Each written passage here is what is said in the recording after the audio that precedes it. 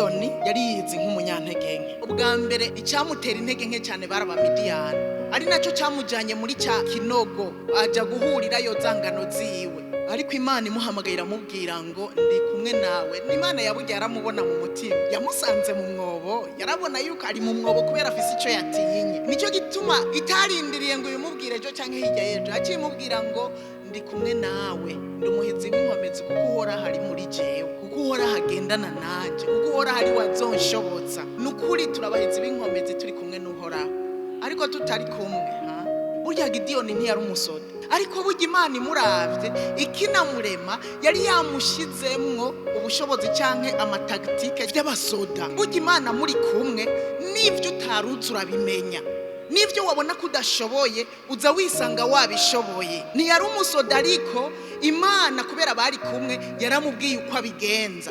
Burya umuryango uvamo urashobora kuguca intege.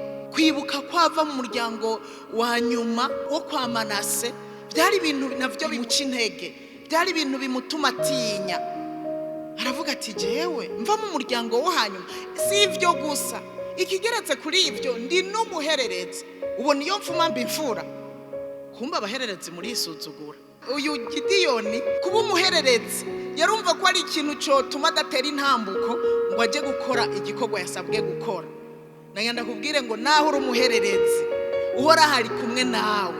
Ikindi naco cyari mu bintu bimuteye ubwoba, iwabo basenga ibigirwamana. Yarabizi yuko iwabo basenga ibigirwamana, mu yandi majambo batari mu bantu bubahiriza icyo Imana yavuze. N'ibyo cyari mu bintu bimutuma yumva afise intege nke, bigatuma yumva atova hasi. Nawe ushobora kuba ufise ibigutera ubwoba, ushobora kuba ufise isoni.